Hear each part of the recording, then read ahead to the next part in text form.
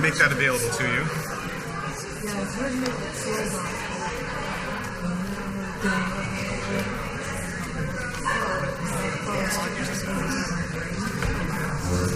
But we didn't have time to get a single.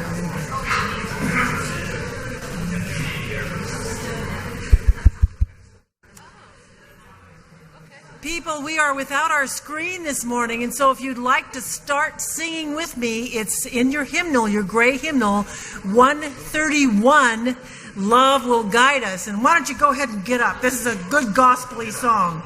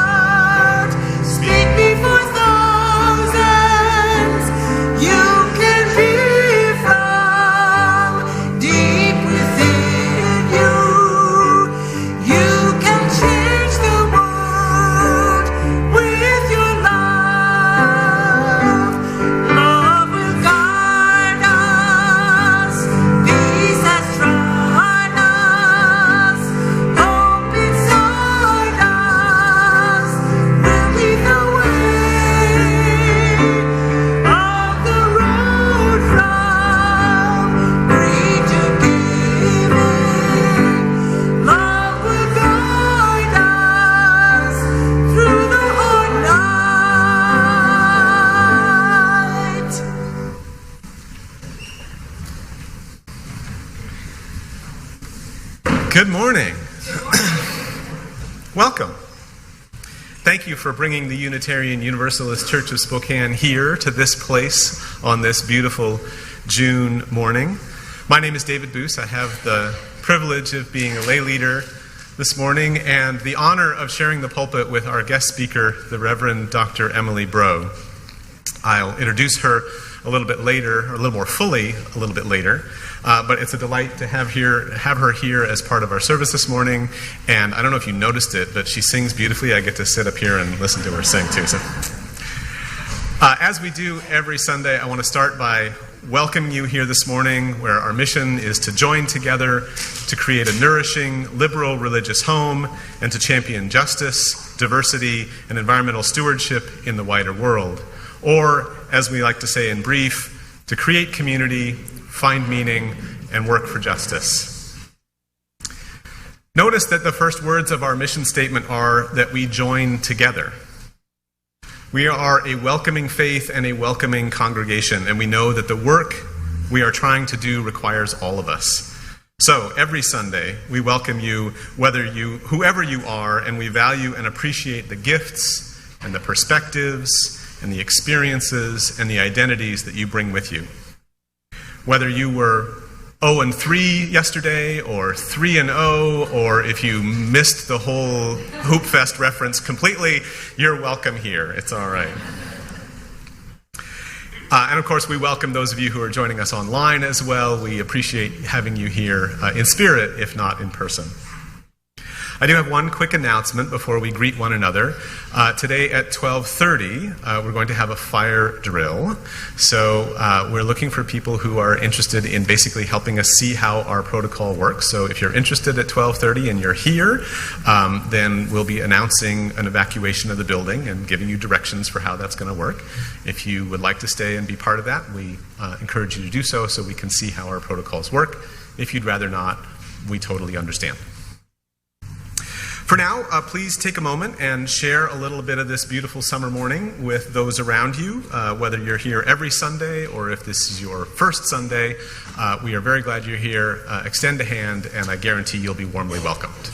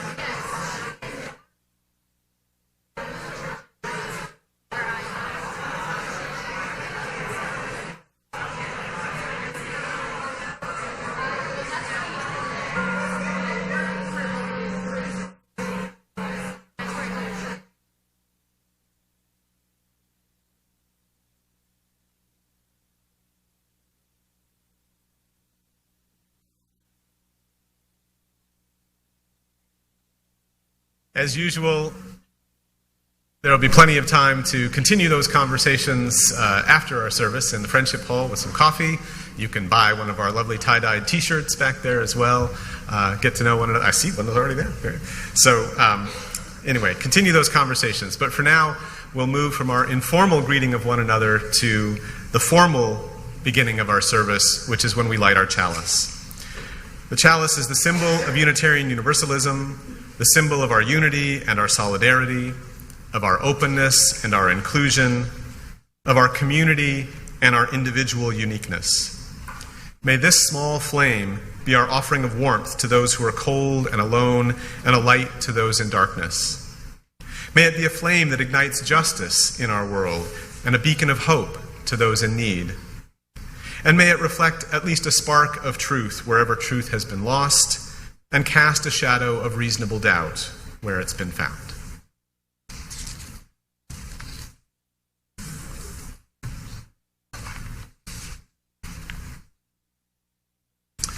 Our opening words this morning come from a sermon by the Reverend Dr. Martin Luther King Jr. from 1957 from the Dexter Avenue Baptist Church in Montgomery, Alabama.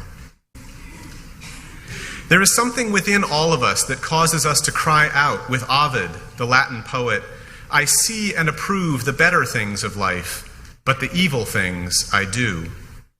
There is something within all of us that causes us to cry out with Plato that the human personality is like a charioteer with two headstrong horses, each wanting to go in different directions. There is something within each of us that causes us to cry out with Goethe, "There is enough stuff in me to make both a gentleman and a rogue." So somehow, the isness of our present nature is out of harmony with the eternal oughtness that forever confronts us. And this simply means this, that within the best of us there is some evil, and within the worst of us there is some good. When we come to see this, we take a different attitude toward individuals. The person who hates you most has some good in him. Even the nation that hates you most has some good in it. Even the race that hates you most has some good in it. And when you come to the point that you look in the face of every person and see deep down within them what religion calls the image of God, you begin to love them in spite of. No matter what they do, you see God's image there. There is an element of goodness that they can never slough off. Discover the element of good in your enemy, and as you seek to hate them, find the center of goodness and place your attention there, and you will take a new attitude.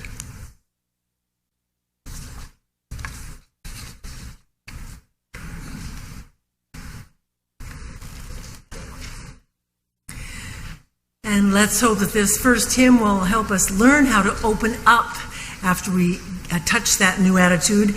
We are number 396 in your hardback hymnal. I Know This Rose Will Open. We haven't sung this one in a while, so we normally used to do it in round. We're going to sing it all together, if you would rise as you're willing and able.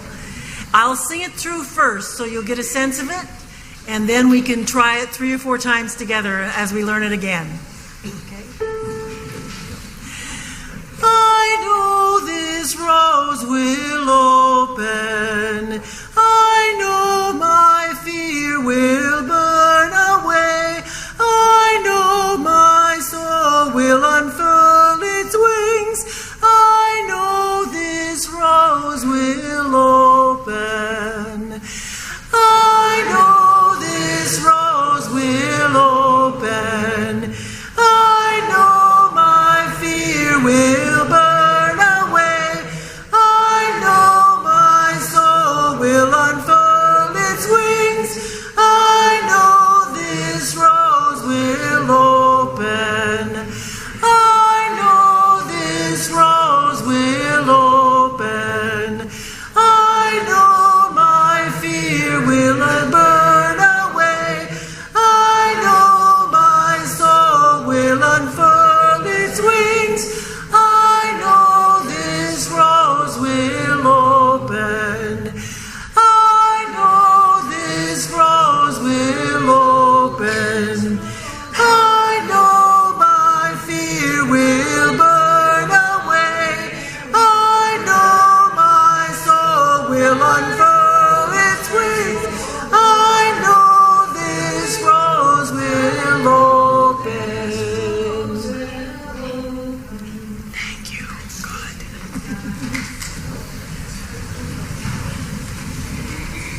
Good morning. Can you hear me all right? Can you hear me now? Thanks. The story I chose today is called Coffee's Mom.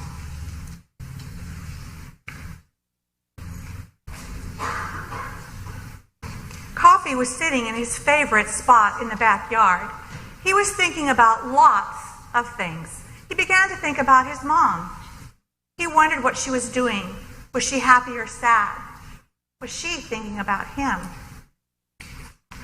Coffee's mom did not live with him anymore. She had been sent to prison.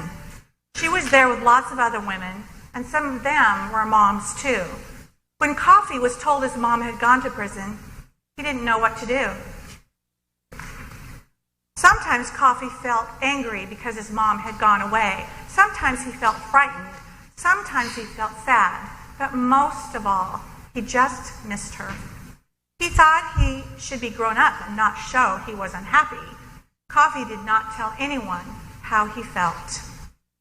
At school, Coffee's friend asked him where his mom had gone. Coffee did not want to tell him. He wanted it to be a secret. When his teacher asked Coffee where his mom was, he didn't tell her either.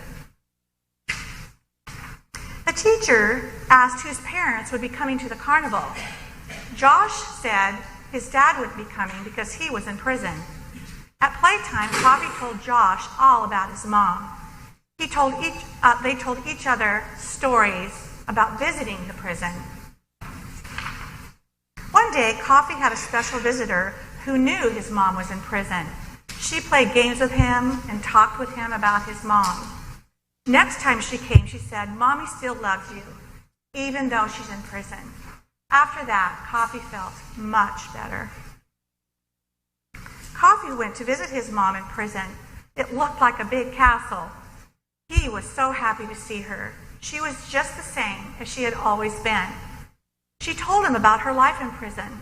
Coffee was very sad saying goodbye, but he knew he'd see her again. Coffee now talks about his mom. He's glad he's not the only person with a mom or a dad in prison. Sometimes Coffee and Josh play together on the playground, and they share their stories. We can sing our children out. Thank you.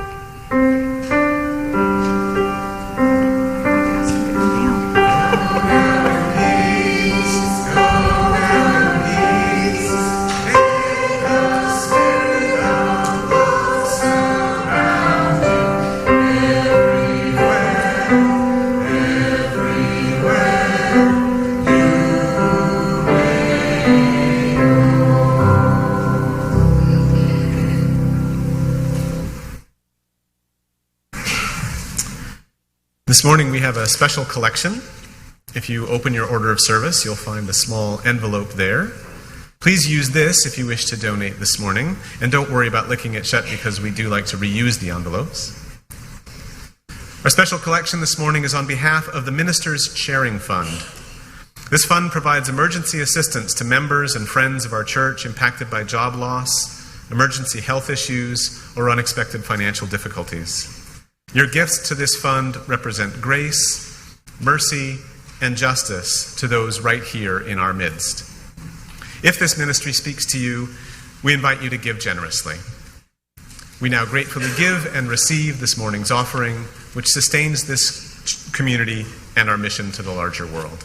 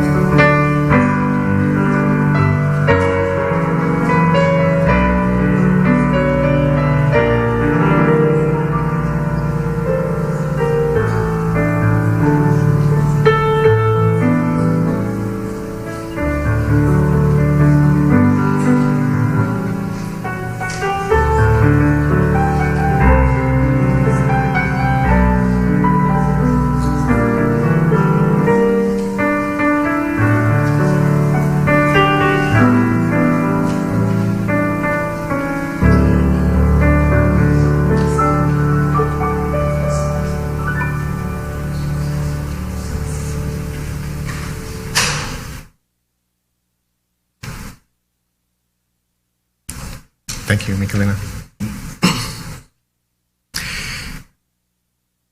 Each time we gather as a congregation, there are always those who are with us in our hearts and minds and who we want to wrap in our love and care. Let us share a moment in silence this morning, embracing others who are here in our hearts. You're welcome to say their names aloud as you are willing.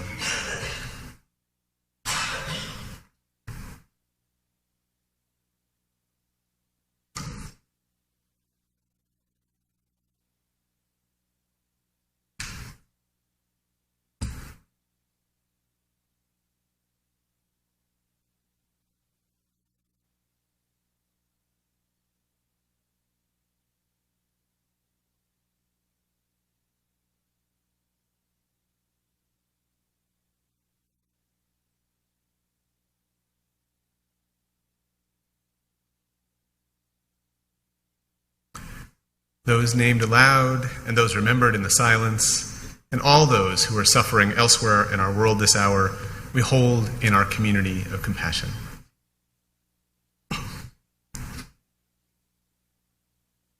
This is now the time in our service where we take a few moments for silent meditation. So I encourage you to make yourself comfortable as you wish. Take a breath. The words that take us into meditation this morning come from Kathleen McTeague. We come together this morning to remind one another to rest for a moment on the forming edge of our lives, to resist the headlong tumble into the next moment, until we claim for ourselves awareness and gratitude, taking the time to look into one another's faces and see their communion, the reflection of our own eyes.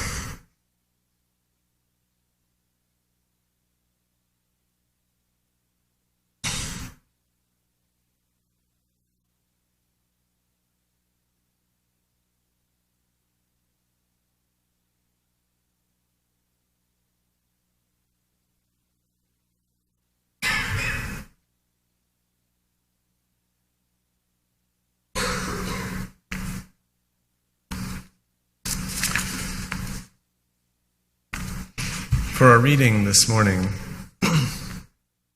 Reverend Brault has selected a passage from the Christian New Testament from the book of Matthew, chapter 5, verses 43 to 48.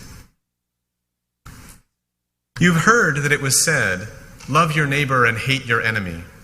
But I tell you, love your enemies and pray for those who persecute you, that you may be children of your Father in heaven. He causes his sun to rise on the evil and the good, and sends rain on the righteous and the unrighteous. If you love those who love you, what reward will you get?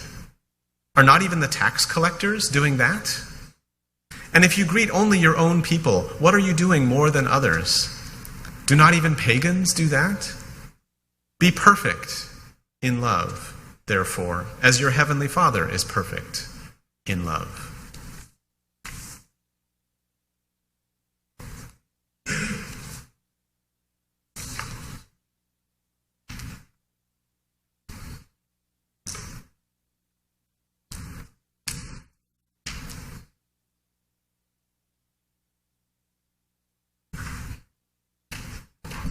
Good morning. Is this on? Good.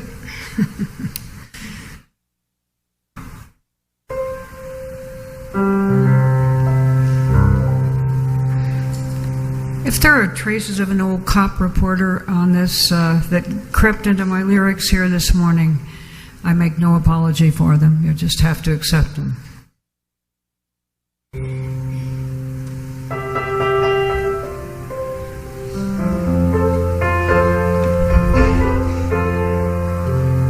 Ever since I first heard about Carrie Lynn Dalton from her sister, Victoria Thorpe, who is an author and activist,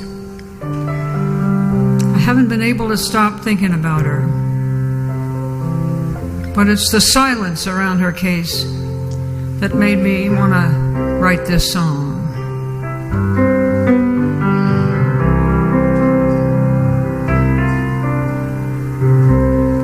Here's a song for Carrie Lynn Dalton. She would not play the game and lie on the stand. The law contrived a way to put her on death row and cover the blood on their own hand. No matter how far she goes, no matter how long she's gone, you never forget your sister's smile. You were out in the pouring rain, she waved from a window pane. Sister, I'll see you in a little while.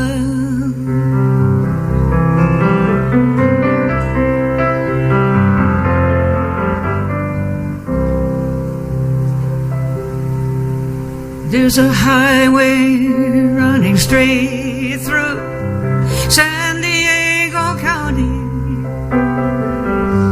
and way back when, in 1988, the people demanded someone answer for all the bodies found along that interstate. Took 7 years to build a crooked trial. No crime scene, no blood stains, not a shred of evidence. Carrie Lynn never harmed a soul on any highway. Justice awaits the guilty man. No matter how long she's gone, you never forget your sister's smile. You were out in the pouring rain, she waved from a window pane. Sister, I'll see you in a little while.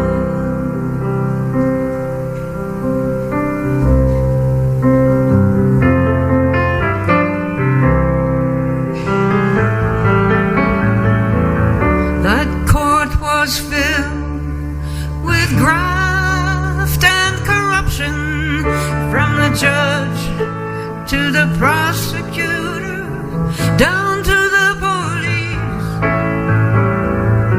Even now the lawyers won't allow a hearing or talk about the chance for her release. 22 years she's locked up in California, in a cage that measures 6 feet by 10. By day, she sleeps to hide from taunts and trouble. At night, she lives for freedom again.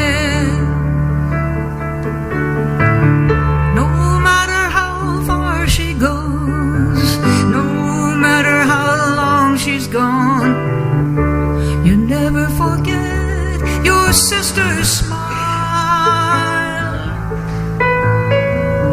You were out in the pouring rain. She waved at you from a window pane. Sister, I'll see you in a little while. Oh, but sister,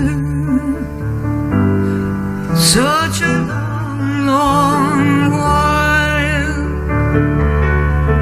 And sister, how I miss your smile.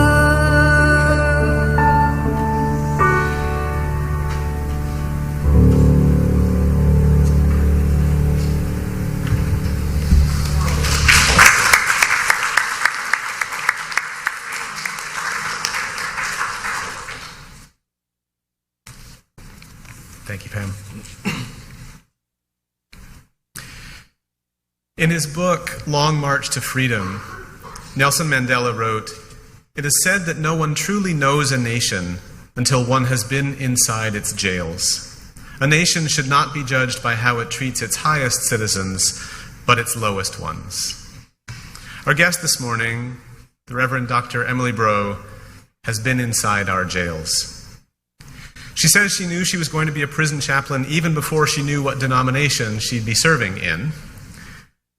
She was on the path to becoming an academic at the time in a PhD program in religion, culture, and society. And she says she was bored. So she went to her graduate advisor and said she needed to do something more useful with her life. So her advisor introduced her to a friend who was leading vocational workshops at the local Catholic church and who was himself a prison chaplain. One day she accompanied him to the prison where he was working, and she said she discovered that these were her people. She felt a real calling to do this work. So she switched PhD programs and universities and cities to one that had a chaplaincy program. She was in Nashville, Tennessee. She discovered the Unitarian Universalist church there, and then had her first chaplaincy job at the juvenile boys facility in the Twin Cities in Minnesota, and she's been doing the work since. She's currently at the Coffee Creek Correctional Facility in Wilsonville, Oregon, just south of Portland, where she's been the chaplain for almost 13 years. This morning, she's sharing her experiences in caring for all of the members of the prison community, and her reflections on what it means to truly stand on the side of love. Please welcome Reverend Brault.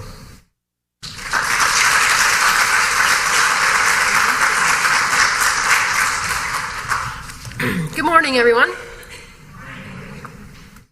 It's an honor to be here today. I thank you for inviting me. And the disadvantage of drinking coffee, I have learned, is that it sucks all the water out of your mouth, right? I mean, what's that about? So, we'll try to get through this anyway. As David said, I work in the women's prison down in Oregon. We have a variety of people that are incarcerated there, of course. We have women who have killed other people, assaulted other people, hurt children. We've had burglars. We have ID theft. We have drunk driving. We have people who have killed people while drunk driving. It's quite a wide array. People serving a year and a day, and we have people serving life without the possibility of parole. It's my job as the chaplain to love them.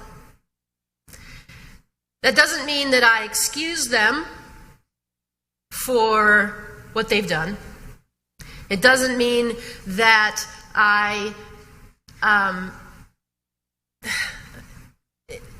it just means I love them. And if they're willing to do the work to change, then I am honored to do that work with them. But if they're not willing to do the work to change, I am still their chaplain, and I will still be with them. I will listen to them. I will befriend them. I will honor their lives and affirm their struggles. I will be there when their children go up for adoption. I will be there when their mother passes away and they can't be there. I will be there when their brother is killed by a drunk driver. I will be there. A few months ago, I went outside with some of the women. One of the women, her father had passed away, and she wanted a chance to pray and to smudge with some of her friends and her auntie. So we went out to the sweat lodge area, and we did just that. And the woman brought a picture of her and her dad. It was a picture taken in the visiting room of a federal penitentiary, and her dad was dressed in his prison tans, and she was dressed in the heavy makeup and high hair of a high school teenager. She told me once that she grew up in that visiting room, that her dad was only out of prison for about 3 years of her life, that she could remember, but they were the best 3 years of her life, because they were the only 3 years in which she wasn't abused, in which she wasn't mistreated, in which she felt safe in the world.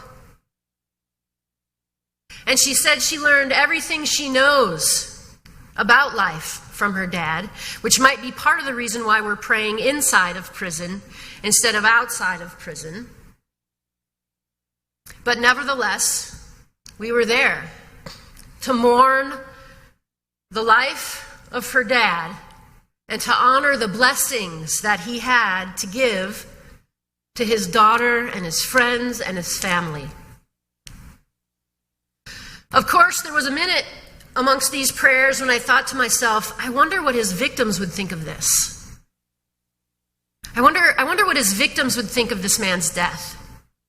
I mean, I don't know what he did to get into prison. I'm sure it wasn't buying groceries for somebody or helping somebody cross the street or the like. After all, I know his daughter. And his daughter is strong and tough and connected and stubborn. And in the end, I wasn't with his victims. I was with her. And so we mourned. And we gave thanks for the life of this man. People are complicated. And we only see this much of the entirety of who they are. And yet we so often think we know them. This came true, this is true in my own life. When it came to the relationship with my stepfather. He wasn't a real nice guy to us kids. We walked on a lot of eggshells in our house. Our friends didn't really come over very often because we never knew what it was going to be like. And he also happened to be a minister. And I remember when he died about 6 years ago, and I went to his funeral. And I remember people getting up and telling stories about what a kind and generous man he was. And how good and compassionate he was. How he was a great mentor and a great teacher. And I leaned over to my stepsister at one point and I said, "Who the hell are they talking about?" And it's taken some time, and maybe just a bit of getting older, that I've come to appreciate the fact that he wasn't a jerk to everyone. Right? I mean, I might not have been a recipient of his goodness, but somebody was. I mean, there are some people that he had very positive, compassionate, impacting relationships with. And on a good day, I can give him some credit for that. Because what I saw was this much of what he had to offer in the entirety of his life. People are a mixed bag, right? If only it was more simple. But we live in a culture that likes to simplify things a lot. Who the good guys are, who the bad guys are. I mean, we started out this country that way. We started out with genocide of people who didn't look like us, didn't look this color, right? Our economy was founded on the backs of African Americans that were brought here against their will, right? And they weren't like us. No. They weren't like us. And our economy continues to be built on the backs of the poor and the oppressed and the marginalized. And we are inheritors of a tradition that always sides on the side of the marginalized. Right? We are descendants of a gospel based on a guy who hung out with prostitutes and tax collectors and prisoners. We are descendants of a gospel based on the story of a guy who said, when you are with the least of these, you are with me. We have inherited a theology of solidarity with the underdogs. Why? Why is that so important? Because it gets us past our own egos, right? It helps us shed light, take our blinders off on the ways that people are treated in our culture, in our society, and the struggles are. It helps us get past that divide of who's really bad and who's really good.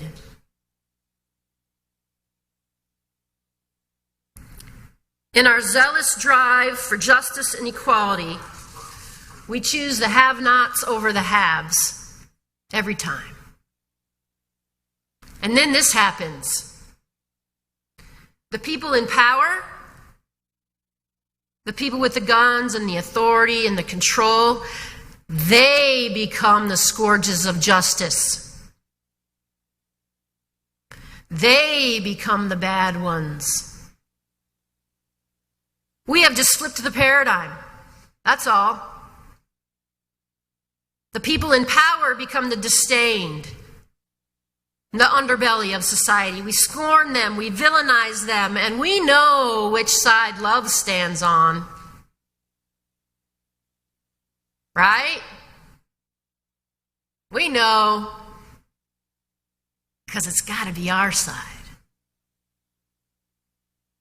And look what we've done. We have bought in to the idea, to a worldview that is divided. A worldview divided by power and privilege, us versus them, the haves and the have-nots. We have chosen sides. We are participating in the dehumanization of a people. Now, I am not advocating that we don't choose which policies, which politicians, which preachers, which pizza, which communities we are going to invest our lives in. That's important choices to make. It's important for us to live out our values and our truths in this world in some very real ways. But when it comes to dividing it into who the good people are and who the bad people are, that doesn't make sense for me anymore. It just doesn't make sense for me. And I believe we live in a world divided. I believe that racism is real and that oppression is real, and there are there are a lot of people in our culture, in our society, who are being disadvantaged by those with the power and those with the control.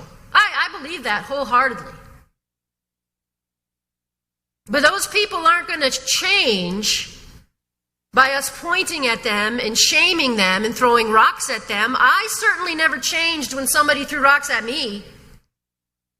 That's not how I changed my mind.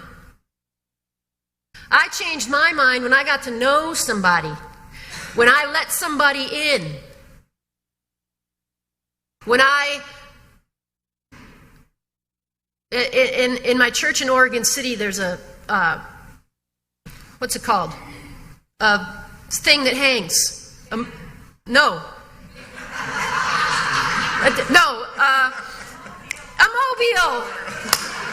A mobile.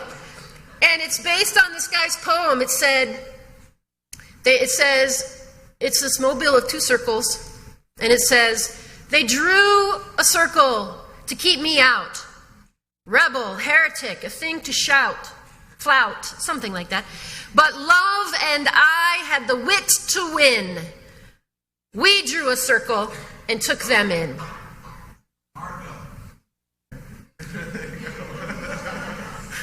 That was your, what's it called when you, oh, never mind. Anyway, in 1963, Martin Luther King gave the eulogy at the funeral service for the victims for the Birmingham church bombings. Remember those days? And this is what he said.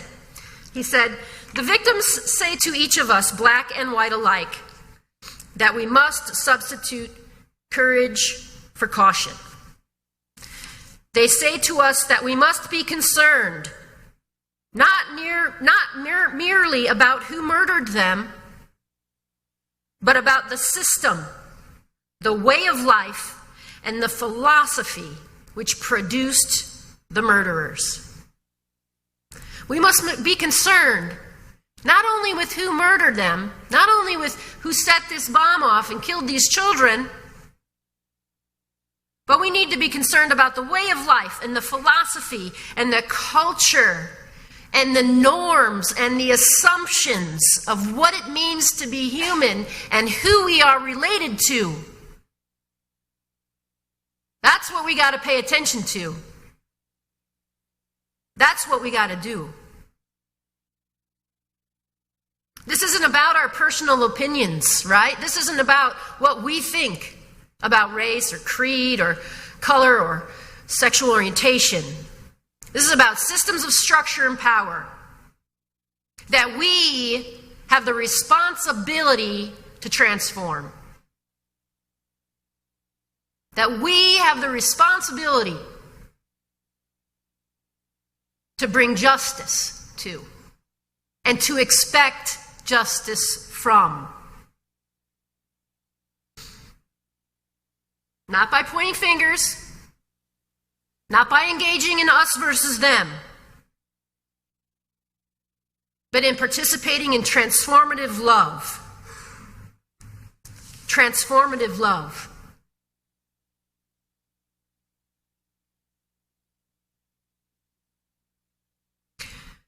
One of the things I've learned about being in prison is that it's really bad for people. It just is. It's a broken system full of broken policies, incarcerating the wrong people for too long. It's very expensive. And people who spend time in prison come out of there with PTSD. It's not helpful. It doesn't solve our problems, and that's a whole nother sermon. But the point I want to make this morning is that it's not good for the people who work there either. It's not. Correctional officers, counselors who work in prison, who work in this system of power and control,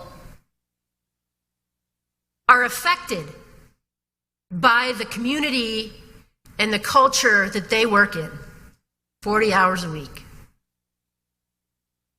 It affects them, right? Correctional officers and cops have similar life outcomes. They have PTSD. They have high rates of alcoholism and drug use. They have high rates of divorce. They have very high rates of suicide. There was a time not too long ago in Oregon when over over the course of 18 months, we have about 2,000 employees that work for the Oregon Department of Corrections. And over the period of 18 months, we had 5 suicides. 5. In a year and a half. That's not unusual. There are correctional officers in our country who talk about going to work as stepping into a war zone. And they put on their armor before they go. There are some prisons, not in Oregon, and I doubt in Washington, but there are some prisons in this country where people who work desk jobs have to wear flak jackets, which are like stab vests, right? To protect themselves, to feel safe in their workplace. And don't think that you can just leave that stuff at work. That's not how it goes. These people go home. They go home to their families, to their kids, to their communities.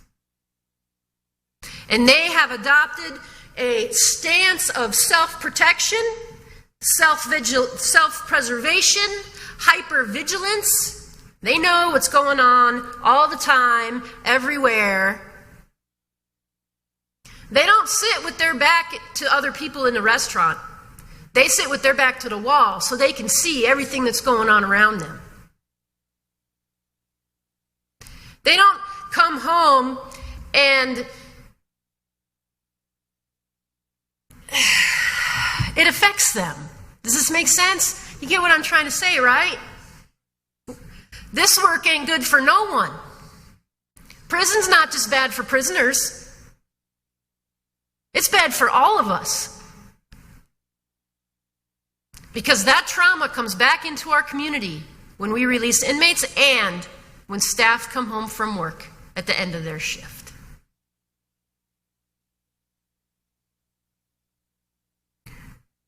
There's another strain of our history. It's the one that David read earlier out of Matthew 5. The one about, love your enemies and pray for those who persecute you. My interpretation of this verse goes like this. If you only love those who are easy to love, what do you learn? How do you grow? If you really want to learn about love, try loving your enemies. Try loving the people that really tick you off.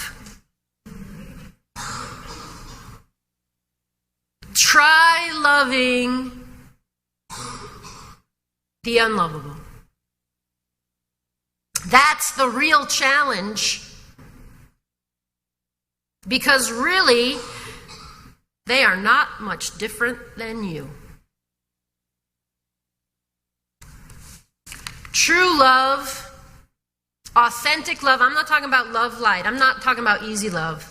I'm talking about deep love, sustaining love, love that reminds us who we are, transcends any division that we might think exists between us and them. It takes us to that field that Rumi talks about in his poem. Beyond the fields of right doing and wrongdoing, there is beyond. Is that right? Beyond the field? No, beyond something. The ideas. Beyond the idea of right doing and wrongdoing, there is a field. I will meet you there. And when the soul lies down in that grass, the world is too full to talk about. Ideas, language, even the phrase each other doesn't make any sense. Even the phrase each other doesn't make any sense. Authentic love embraces the entirety of who we are and who we are meant to be. It holds us, it is the only thing that can hold us in hope and healing And it inevitably calls us beyond ourselves, beyond the duality of how we perceive the world, into a larger vision, into a larger experience that transcends the finitude of our own understanding. Big love embraces both sides. It must. Or we will never know how to love our own souls.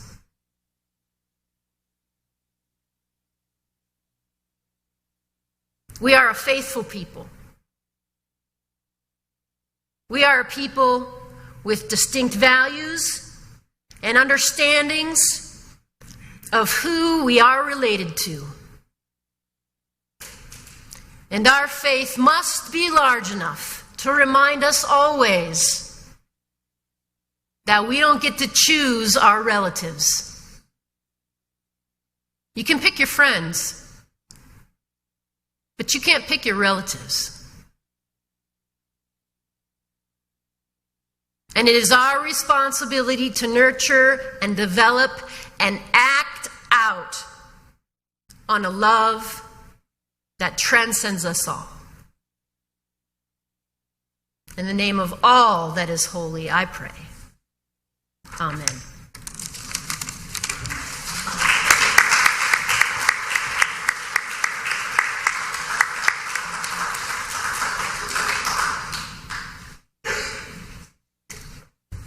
We're going to close with a wonderful African American hymn. It's number 95 in your hardback hymnal. There is more love somewhere. Please stand as you're willing and able.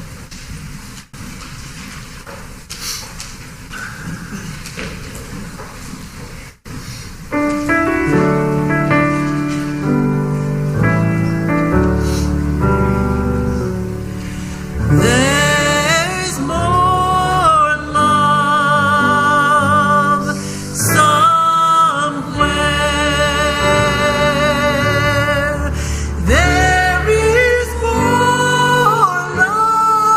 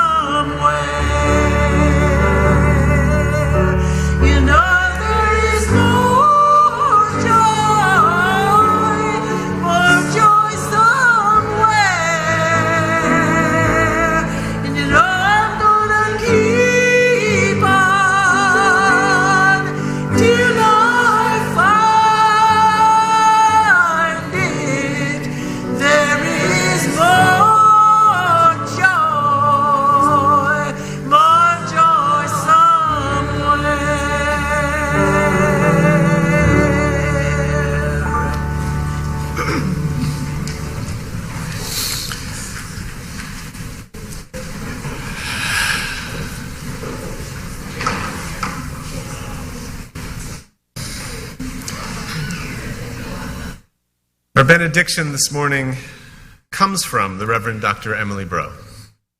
In our conversation several weeks ago, she said, "Where religion and spirituality help us is not in escaping our lives, but in helping us get into our lives in ways that foster meaning and purpose. May it be so. Amen. Blessed be. Salaam alaikum. Shalom."